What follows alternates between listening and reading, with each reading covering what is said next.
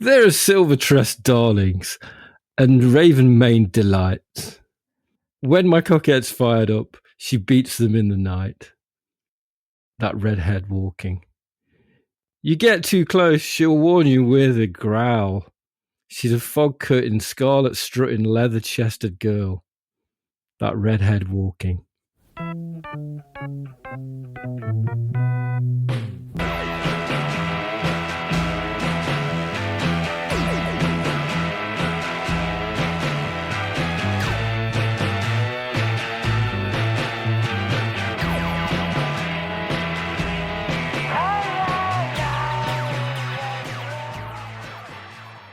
Good day.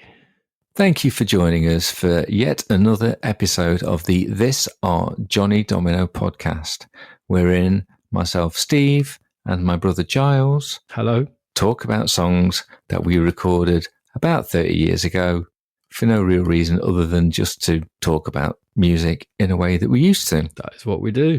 And in talking about those songs, we reevaluate them, and the goal of the podcast is to each episode choose a song that will hopefully go forward onto a real life online best of This Are Johnny Domino compilation. I thought we said last episode we weren't going to bother doing that anymore. No, I just realised that halfway through. Yes. Yeah. Sunday night vibes. That's what we've got. Sunday night vibes. You know what? I hate Sunday night. Yeah, especially tonight because you're going back to work tomorrow, aren't you? But hey, every Sunday night is awful.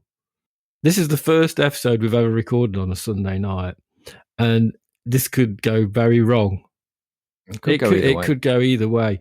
You know, you're probably not going to be listening to it on a Sunday night. Now, I want you to feel the fact that you're very lucky. Feel how good it is not being on a Sunday night. Okay, because you're not, but we are. Possibly. But it's unlikely they're going to be listening to it on a Sunday night. We'll see. We'll see. I always hated Tuesdays more than anything. Yeah, Tuesdays are bad, but, you know, Sunday night's the worst. What was the comic back in the day? Like a British comic, and every now and again, in the background of pretty much every strip, occasionally there would be a little sign that says, "Abolish Tuesdays." Oh, I do remember that. It was in Whizzer and Chips, but I can't Whizzer remember. and Chips. Yeah, that was it. Good Whizzer stuff. and Chips. Beat Happening. That was who I was quoting thereof on the introduction. In a very, very beautiful interpretation of the lyrics to the song Redhead Walking. And if you've not got into Beat Happening ever, you really should. You really should. They're one of those bands that the older I get, the more I appreciate how punk rock they were. I think I got into them because they were on Sub Pop for a brief part of their career, and I bought one of their albums and I thought it was really weird. Yeah, the older I get, the more I learn about them, which is not a huge amount, the more I enjoy them. They were very stripped back, just drums played standing up, it sounds like anyway, and rudimentary guitar and single voice, and that's it. Yeah. A really quite odd single voice, incredibly low. Yeah, they were definitely punk rock, and they were from Georgia, weren't they? No, they weren't. They were from Washington State, Olympia, Washington. Yep.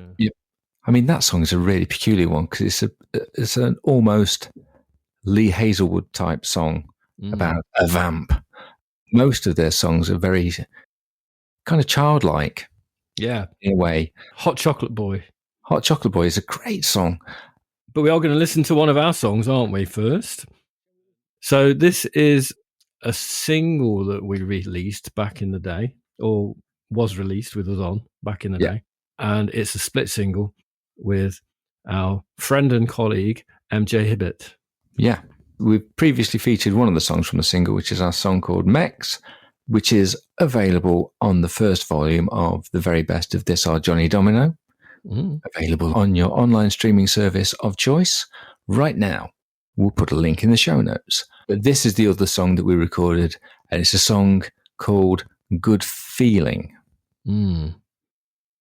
Is it right for a Sunday night?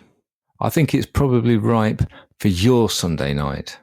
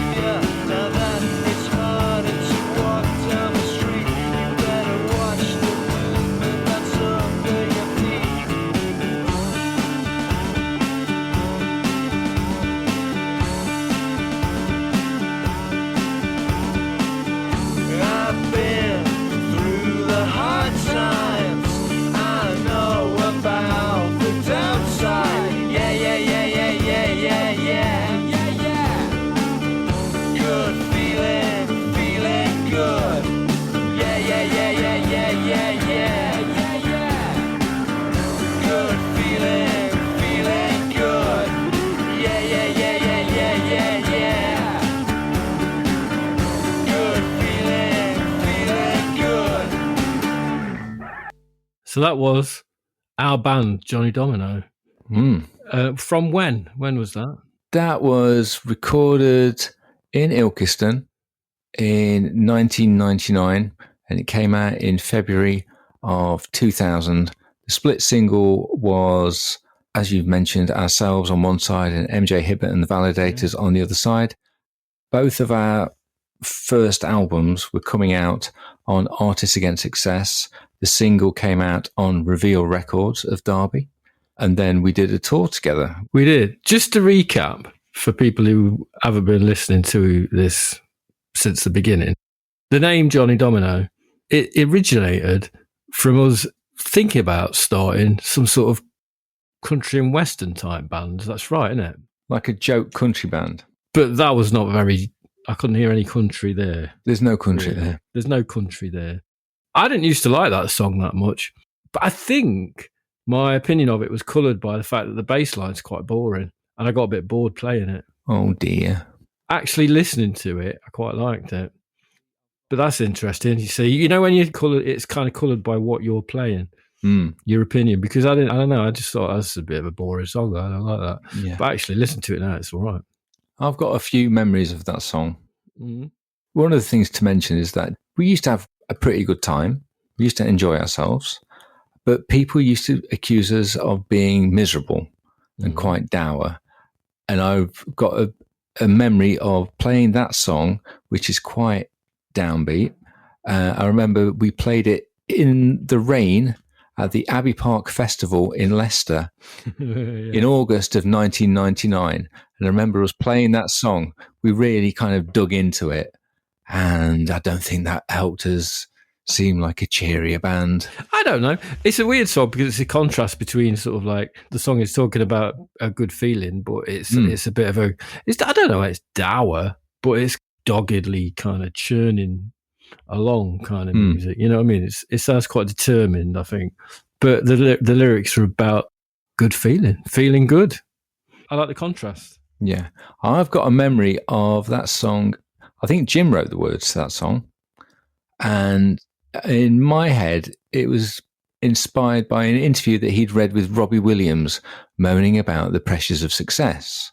Oh, right, okay. And I think that's what it was about. It was inspired by an interview and possibly a dream that he'd had where he met Robbie Williams, or imagining meeting Robbie Williams and talking about the pressures of success with him. Oh, I see, right. And I've also got another memory of it, is that annoying one-note guitar bit that goes through the entire song. Me and Mark recorded that at the same time. And I think that's possibly the only time in my memory when our dad lost it with us for recording songs at home, because we probably did it quite loud. In my head, we did 2 tracks of it. So we went through the whole song twice, both of us playing that one-note bit. Quite a sound. It's quite a sound, yeah. The question that the song poses is this a talent or obsessive behaviour? I don't know. It makes you quite think, what is talent? I love these questions that you just fire at me. I don't know. But like you... Is it just something that you do obsessively? Do you know what I mean? And then eventually get better and better. I don't know. I don't know whether I believe anyone is that talented. I think you've got to work at it. Yeah. No one's like born with like, I don't know, maybe something. God-given talent. Yeah, but it's not, because even people who are really good at something, they do it obsessively because they kind of get encouraged to do it for some reason. Yeah. Either by getting feedback from people or just because they like the feeling of it. And then they just get better at it. Case in point, our kid, the youngest son, he's just playing the guitar constantly at the moment. Just does not stop. I mean, it drives you mad, actually. And I don't know. I think that is obsessive behaviour, but it's turning into a talent. He's getting really good. And he's writing some good songs. Yeah. So I don't know. I think it's an interesting observation there in the lyrics, really. I don't think there is a distinction between talent and obsessive behaviour. What talent would you like to have, Steve, that you haven't got? I would like the talent of managing to do DIY tasks around the house without swearing. That would be quite a talent. You'd like the talent of patience, then. A little bit. You've never been the most patient person, have you? No, but specifically within the realm of DIY, because I don't have that sort of brain of thinking logically about things. On the rare occasions when I do it, I'm very, very pleased with myself. Yeah. But being able to do it without losing my shit and swearing, that would be something. I would like that. Yeah. Well, even in our advanced age, you can practice that and develop that talent. If we think about it, just practice it. I'd quite like to be good at free running. Free running. But I think in our advanced age, that may not be the best thing to have a go. I was feeling really fed up today, and I thought, what can I look at that's going to make me laugh? Have you ever seen the Vic and Bob doing the free running? Oh, yeah, it's great. Oh, my God, that never fails to make me laugh. I'm glad that's something that made you laugh, because when you started that sentence, I thought you were going to be saying, and I found some videos of people hurting themselves doing free running. No. And that really made you, cheered you up. I don't know. I don't really get off on that. But yeah, you don't go for the I don't get off on seeing people get hurt, no. But yeah, Vic and Bob. I think actually, my talent, I would like to be funny. Be funny. I'd like to be as funny as I'd like to be as funny as Bob. Actually, I think he's really funny. He's just effortlessly funny. I think Bob is the quiet power of Vic and Bob. Anyway, go and watch that clip if you're feeling a bit fed up. Yeah. It just absolutely kills me. Going back to the song that we just listened to, though, I've always really liked it. It's relentless and it is dour. It's serious, but I like the digging into the guitars that we do. Yeah. And I like Mark doing an acoustic guitar track on it, which is really quite aggressive. I think it's really good. Yeah. I hope he didn't get a blister on his important finger when he was playing those bar chords. Yeah, Mark's got an aggressive side. No, but there you go. That is Good Feeling by Johnny Domino, and it made me feel quite good. Hopefully it did you too. But let's listen to what was on the other side of the record, because it would be interesting to hear the contrast. Yeah, there were two songs on MJ Hibbett's side as well. There was Payday is the Best Day of All, which was also featured on the first album by MJ Hibbett and the Validators called Say With Words. But the song we're going to listen to is the second track on their side, which was called Ring Your Mother, which I've always really liked. No one seems to need her anymore. Left behind at closing time when the landlord locks the door. You used to see her every day, but now you never come. No one seems to need her anymore. No one seems to want her anymore. Discarded like a gift shop bracelet at midnight on the shore. Like a single shoe on a garden wall, or the shirt you never wore. No one seems to need her anymore. And you might say she's being foolish, I don't know, but you should see her point of view.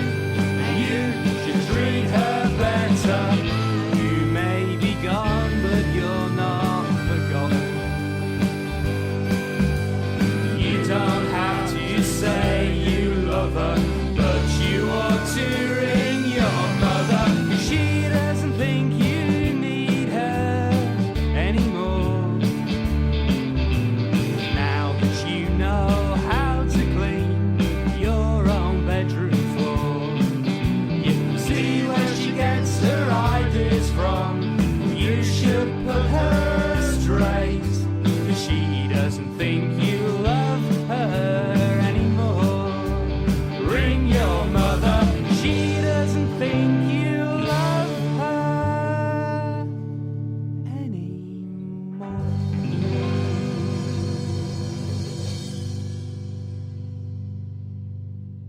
I had conflicting emotions listening to that.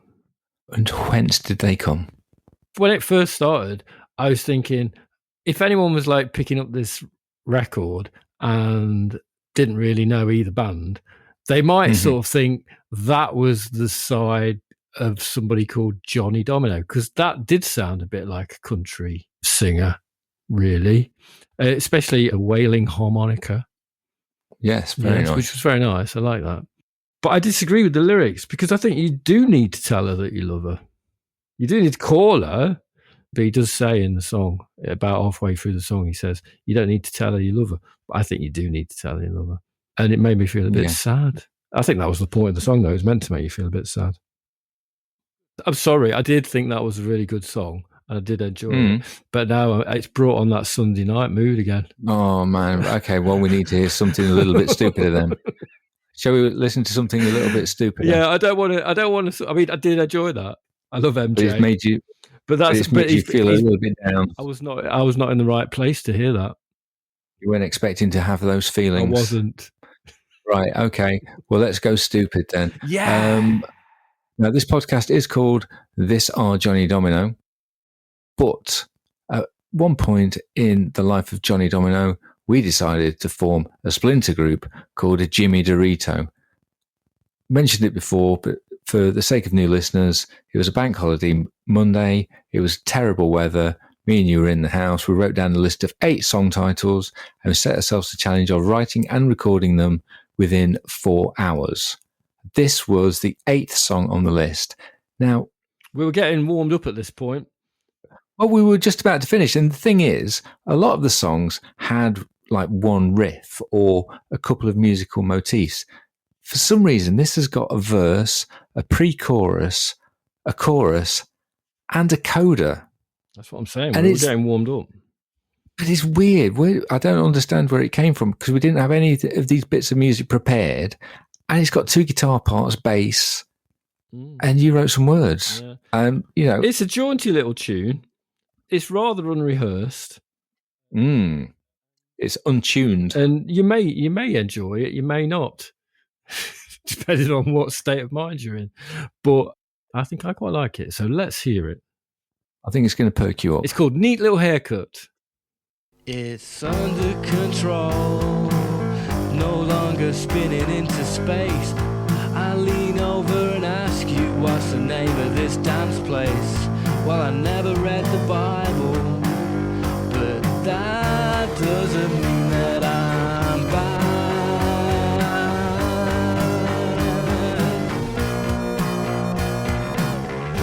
Hey, neat little haircut, don't you know I want to be like you?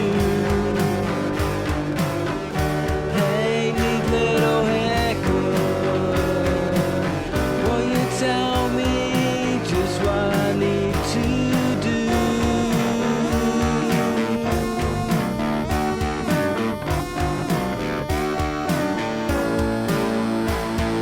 Tell me what I need to do.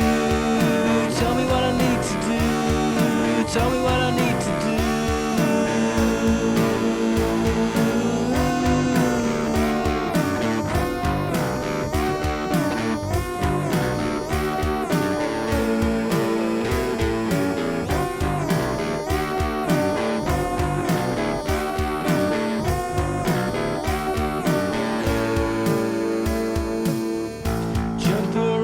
Jump around, it's a new sensation.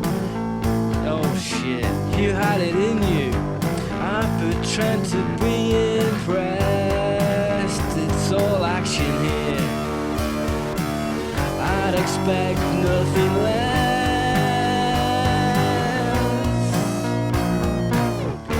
Hey, neat little haircut, don't you know I want to be like you?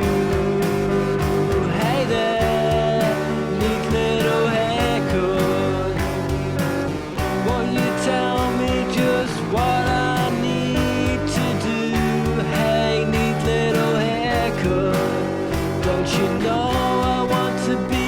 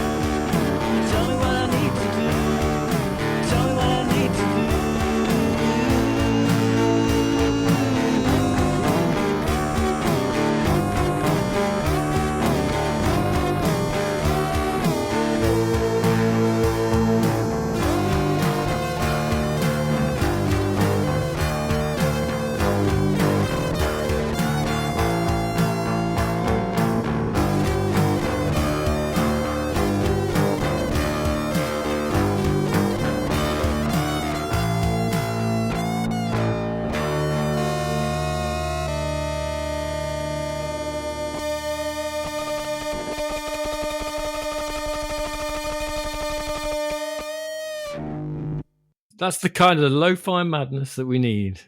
I think one of the reasons we might have been able to come up with all those bits for that song might be we were ripping off another song. Yeah, they're all ripped off of Pavement songs, aren't they? Yeah, basically. But that might very well be in my top 5 songs that we ever did. You've said so before, that would be in the very best of the very best of this. The very best of the very best of this or Johnny Domino. Yeah, that's when we make that podcast. That will be a very small, like 12-inch with 5 tracks on it. One-sided flexi disc, possibly. But you said before that you've got very good memories of doing certain things in the music that we did. And you're talking about music. And that is one of the things that I remember doing. I'm just really enjoying it, and just, I don't know, it was a time when the music, it may have been someone else's music, but it seemed to just flow out of me, and it all just came together really nicely. Oh yeah, I was watching a video about that last night, actually. You know Rick Beato? You bloody love him, yeah. Rick Beato. He did a whole video, and it was about how your abilities in music change as you age. So like when you're younger, your brain is much more flexible. So you are more able to improvise, and you can just kind of just make shit up. Yep. And he was talking about examples of, like, you know, people who sort of solo, like all of the best solos. He was talking about Pat Metheny. I don't know anything about it because he loves Pat Metheny. But Jimi Hendrix, people like that, and they all did their best solos when they were like really young. And then as people kind of get older, that ability to just make stuff up on the fly, it kind of goes a bit, really. But there was a positive side to this. You know, people in their later years, people in their 50s and whatever, you know, if you look at like the great composers, the great artists, they did all their best work when they were older because they were making stuff that was more considered. They composed more slowly and in a more kind of using their wealth of experience. So, you know, maybe that's it. Pat Metheny is an interesting guy. When I worked in the jazz department in Virgin Megastore, there was an album that I found of his called Zero Tolerance for Silence. Now, the reason I picked it up is because on the front of it, it had a quote from Thurston Moore of Sonic Youth that said something like, "The master shows us how it's done." Okay. And in my head, because I used to put it on if I wanted a bit of alone time in the jazz department, you know, there's never anyone in there, but if I wanted to keep everyone out, I would put Zero Tolerance for Silence on because it's basically the sound of him kicking a guitar around a concrete block. Okay. And it's challenging. It's not what you expect from Pat Metheny. This is the most fantastic story I've ever heard. And every word of it's true, too. That's the fantastic part of it. That was neat little haircut. Thinking about that one, I was overanalyzing the lyrics last night. The person with a neat little haircut is someone who fits in from the viewpoint of someone who doesn't fit in inverted commas. Like, I see myself as I didn't fit in, but this You're an outsider. Little haircut did, yes, outside the law, and maybe about someone with shit music taste and an uncomplicated worldview. Okay, it is perhaps opposite to me because you're so deep and interesting and artistic. Well, I think I know, but that's what the lyrics are saying to me. I'm not saying that's true, but I think that's the viewpoint of the lyrics that we improvised there. Yes. Perhaps somebody who sat opposite me in English literature at college who winded up dating a girl that I loved more than anything in the world. From a distance without ever telling her. But then he moved to Australia with her and had 2 kids. Maybe that's what it's about. I don't know. That seems an incredibly specific example of you to just pull out of the air. Is there something we need to talk to off mic? I think that's what it's about. Okay. I'm just saying, for instance, that could be what it's about. By way of a very specific example, that's what that song's about. Yeah. Interesting. It's amazing what you could just make up on the spot, though, isn't it? When you know. You're mining your soul. When you're mining your soul. Oh, yeah. Oh, yeah. I wasn't sure about the Johnny Domino podcast, but I gave it a chance, and now I think I love it. As we flagged up in the last episode of the This Our Johnny Domino podcast, I was talking about a compilation that was put out on Artists Against Success back in the olden days. And we were talking about the Frankie Machine track that's on it, which I loved. I still do this. Even like 2 weeks later, I still love it. Yeah, my taste hasn't changed. I still love it. But there was another track on there by a band called Pala called Be a Celebrity. Is that right? Be a Celebrity. Be a Celebrity. And I think it's time to reevaluate it because Pala were perhaps the most successful. Well, I think they were actually the most successful band on Artists Against Success, the label. To date, anyway. The most successful band that wasn't MJ Hibbett and the Validators. Oh, yeah, okay. Yeah. Anyway, I think we need to listen to it again because I listened to it a few weeks ago now. And I really quite liked it. And I'd like to hear it again with you. And let's see what we both think collectively.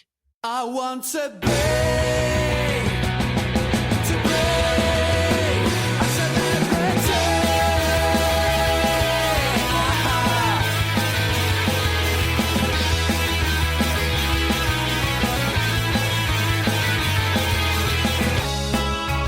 I'll do almost anything to get my face on the golden pages of the NME. Got the haircut, got the clothes, see the kids turn up in droves. Looks like this is the way it's going to be. Well, hey, for attention. Well, stay for a mention. Well, take the piss, maybe we could kiss our bodies famous as one day. We both okay, got to be a celebrity.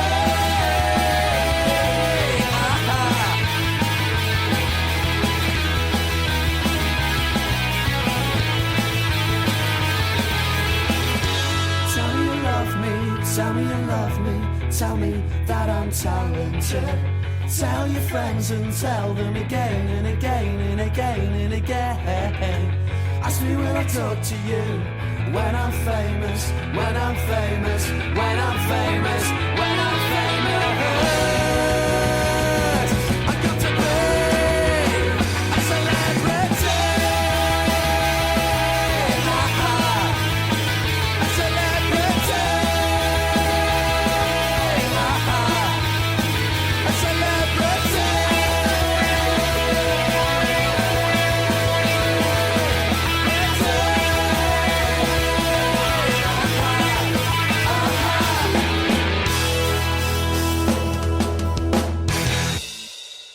I thought it was cracking, that. I think it's a very well constructed song, actually. I really like the middle bit where he goes, tell me you love me, tell me you love me, tell me that I'm talented. I think that's really good, that bit. It's like all of these songs have been chosen specifically. It's all about being talented and working at it and grafting at it. And this is are you surprised about that? Because it's not like we don't think about this, Steve. I know, but I don't really think about it that deeply. I think you obviously do. This is written from the viewpoint of somebody who just wants to be famous. Yeah. They don't really want to work at it. In effect, they were miles and miles ahead of their time. It came out in 1999. Yeah. Which means I don't think we did see them live. No. I don't think we saw them live. And I don't think we did any gigs with them. They might have been on the same bill as us at the Abbey Park Festival I mentioned earlier. They probably went down a hell of a lot better. Yeah, probably. Because they were playing songs like that. It's got a bit of a Britpop thing going on, but it's kind of after Britpop, isn't it? That. Yeah, to me it seems a little bit kingmakery. Yeah. That kind of thing. But I mean, there are lots of bands that sound a bit like that. But just thinking about the song, I really like the song, and I thought it was quite a good observation of people just wanting to be famous for the sake of being famous. Yeah. I can't imagine why you would want to be famous. I still can't imagine why anyone would want to be famous. Historical precedent says it's not a good idea. It doesn't work out particularly well for all but the very fewest of people. It's just wanting people to be looking at you, I suppose. Yeah. I don't know. I don't want people looking at me. But hey, that was certainly something we never had to worry about. Well, no, we didn't. But I don't think we ever set out to Steve. Well, you know? Do you want to be a famous podcaster? Oh, it'd be nice in a way, because you'd like to be known in your field, wouldn't you? I'd like to be respected in a field. In some kind of in field. A field. I mean, we weren't respected in the field at Abbey Park Festival. We were just the audience left in droves for drier and less miserable climbs. It was a very wet and muddy field. Oh man, it was so cold and wet, and we really didn't do anything to brighten anyone's day. No. My joyful memory about that day was driving home, because it had stopped raining when I was driving home. And I remember the view on the M1, and the clouds were parting and the sun was starting to come out. And I was listening to the Mercury Rev album, Deserter Songs, and I was really enjoying it. I still remember that. I don't remember the gig that much though. Anyway, reevaluating Pala. I've told you pretty much that I think it's quite a good song. What do you think? I think musically it's not really scratching the itch that I need scratching by music. Mm-hmm. It's not my bag, but my bag needs to be challenged, because it happened to me within the last week. A friend of mine came round and we listened to some records, and he was quite open to me suggesting various things to him. And he was very open, and he heard some stuff that he'd not heard before. He really enjoyed it. And the next day he sent me a message saying, a band that I really love has decided to reform for the first time in 10 years. And I'm really excited about seeing them. And the band is Northside. Okay. Yes. Yes, the revival. The revival is happening. Right? And he said, I can't imagine you're going to be into that. And I said, well, in the spirit of sharing, I'm going to listen to it. And I listened to it. Mm-hmm. and thoroughly enjoyed it. Okay. I thoroughly enjoyed it. What did you enjoy? What did you enjoy? I enjoyed listening to the band Northside's one album, Chicken Rhythms. And the first song is called Take 5. It is no relation to the Dave Brubeck song, obviously. And I had no memory of it whatsoever. And as soon as it started, I thought, hang on, I've heard this. Yeah. And then it got to the chorus. I thought, oh, bloody hell, Rock City, Thursday nights. Yeah. And I remember dancing to it at Rock City. And I must have known it was Northside at the time, because our mate Chris Smithy, hi there, Chris, he was banging to Northside. He's probably very excited about seeing Northside on tour. Yeah. But yeah, the whole album, I was listening to it and I didn't turn it off. And I thoroughly enjoyed it. And I prefer it to the first Stone Roses album. What the hell? There you go. You're blowing my mind, man. You're blowing my mind. But genuinely really enjoyed it. This is very unexpected. I never thought I'd hear you say such a thing. I just want to point out that I did predict the Northside revival about, I don't know, must have been like over 10 episodes ago. Yeah. I mean, the Shall We Take a Trip song is just sniggering, because shall we take a trip in the acid rain? It's like, oh, aren't we dangerous? And that's a bit kind of inane. Take 5 is a great song. It's a great pop song. Wow. You've managed to completely distract the audience from the fact that you didn't really tell us what you thought about the Pala song. So well done. Thanks.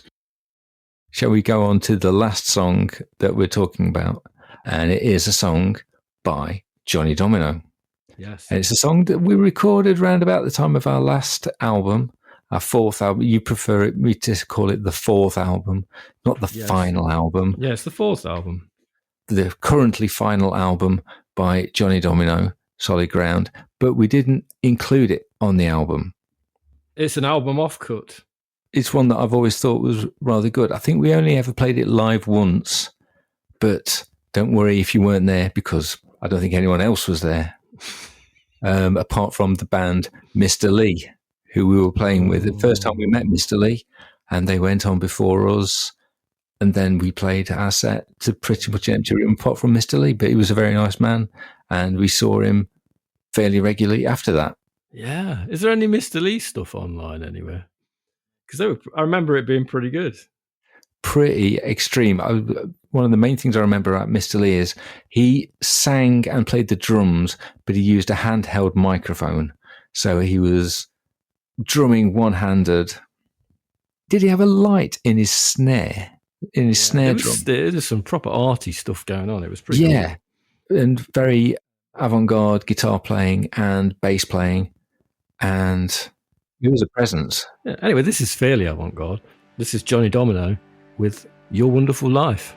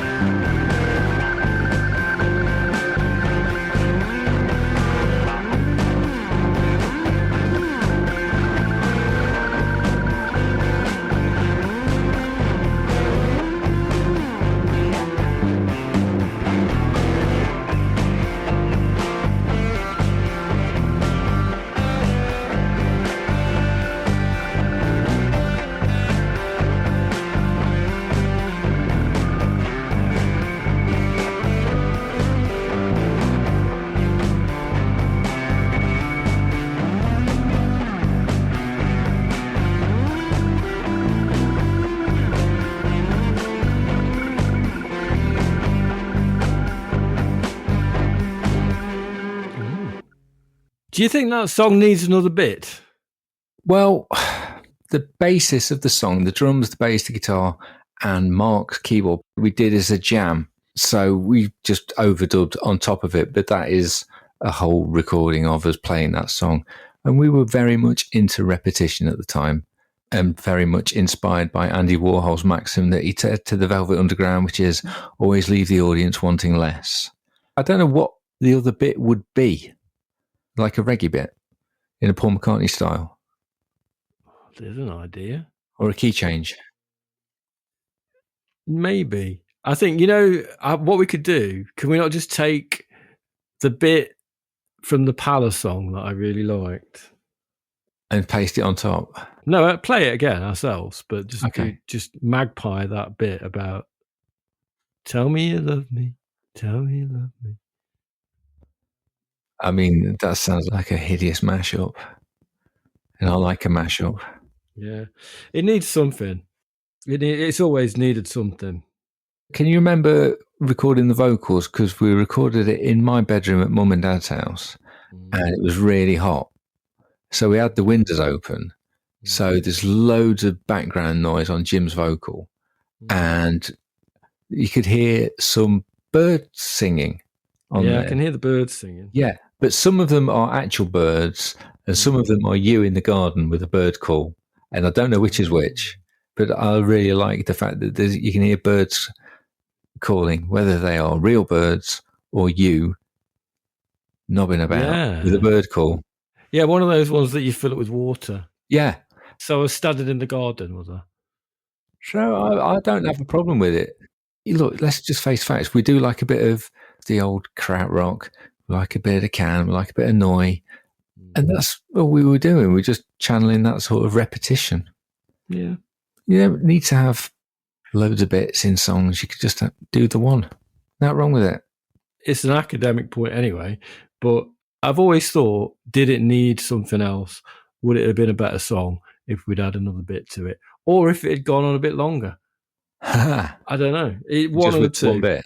Yeah. Either dig in a bit longer with it, or have a bit where it does something different. Anyway, I thought it was pretty good. I found a set list from that gig in December 2002 in Nottingham with Mr. Lee, and that's the first song that we played. A little scrap of paper. It's in fairly good condition, really. It was underneath the lid in the drum machine, and there's also a list of all the songs that are on the drum machine as well. A little bit of rock history right there. Looks like a pretty good set. Anyway, that song was about parasocial relationships, wasn't it? Yes, I think it was. And do you know what my favourite song about parasocial relationships that was not written about? Parasocial relationships. Yeah. What is your favourite song about parasocial relationships? It is the 1980 hit by the band Genesis, Turn It On Again. Okay. Which is an incredible piece of work, I think. It's written about a man who's obsessed with people on TV. But you listen to it now, it sounds just like, it sounds like it's about Instagram or something. Okay. It's really good. It's really good. Oh, yeah. He believes that people on TV are his friends, of course. But yeah, I've been listening to that Genesis song quite a lot. You've been listening to Genesis. I know. Those are the songs that we're talking about on this episode of the podcast. We've had quite a laid-back episode today. It's been very Sunday-ish. Are you feeling any happier about going to work tomorrow? Or do you not want me to remind you? No, I want to explain. It's not necessarily about the work thing. It's just I don't really like Sunday nights. I don't know what it is about them. I mean, it's tied up with the work thing, but I just find it a very melancholy time Sunday night. I don't know why. What do you feel about it? Do you like Sunday nights? Do you have you got a vibe on a Sunday night? I don't have a vibe on a Sunday night. There's a bit of a getting ready for the week ahead, but I quite like the mellow ease out of the weekend into the next week. I don't particularly mind them. Still not a big fan of Tuesdays though, which is weird because I don't go into work. I don't know. I think I need to start some kind of hobby or something for Sunday night. Maybe I start doing free running on a Sunday night. You start doing that, or maybe we should record all the podcast episodes on a Sunday night. God, no. That's not going to work. Okay. I quite like a weeknight. Let's do Tuesday. People will be able to tell the ones we did on Sunday night because you're going to be quite cheerful, and then they're going to tell the ones that we do on Tuesdays because I'm going to be upbeat and you're going to be miserable. Thank you for listening to this episode of the This Are Johnny Domino podcast. Hold on there. Hold on. One more thing. Yeah, just to end the podcast, we've got to have an end section. Section. I think this one kind of is a bands that sound like, or songs that sound like they could be Ween, but are not written by Ween. Let me explain. A few weeks ago, I went into a charity shop and I picked up an album which I'd never seen before, never heard of before. And it's led me down a whole path of investigation. It's a very strange looking album. It's got a very healthy, shall we say, well-fed looking blonde man, looking very angelic, looking like he's kind of flying like an angel through some clouds. And the album is called Upon This Rock, and it's by an artist called Larry Norman. If you've never heard of Larry Norman, you probably haven't heard of Larry Norman. I'm very ahead of the curve. He is a contemporary Christian. He is possibly the first contemporary Christian music artist from the 1969, 1970. And the album Upon This Rock came out in 1969. Capitol Records had no idea how to market it, and it was dropped by them because Christians didn't think it was Christian enough, and secular people thought it was way too Christian. And it's a very weird album. It's got a number of very strange tracks on it, and I suggest you do listen to some of them. There's a good one called You Can't Take Away the Lord, first track, very good. Walking Backwards Down the Stairs is very strange. That sounds odd. Forget Your Hexagram. Nice. Is incredible. But the song I'm going to say that is possibly a song that could be Ween is I Wish We'd All Been Ready, which is a point of view from somebody who is experiencing the second coming but wasn't ready and is not getting taken up to heaven. Oh. Life was filled with guns and war, and everyone got trampled on the floor. I wish we'd all been ready.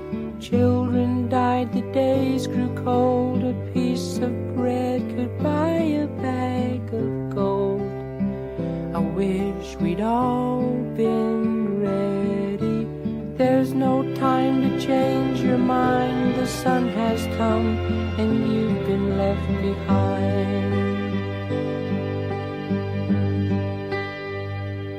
The album as a whole is so it's very sincere. Yeah. But it's to the point of being ridiculous.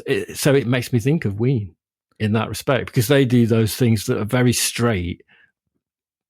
Do you know what I mean? They do songs that are so sort of straight-faced, but are very odd, and there's a bit of a weird, sly jokiness to them. I think you could listen to this album and feel that. So, yeah, check it out. It's on Spotify. Yeah. But, yeah, and if anyone wants a vinyl copy, I'll sell it to you. So it's not that good. You've got what you wanted out of it. Okay. I have, yeah. I have. I don't think I want to listen to it that many more times. But you should check it out, though. I've got the words for forget your hexagram. I like, you can't hitchhike your way to heaven. The devil's closed the roads.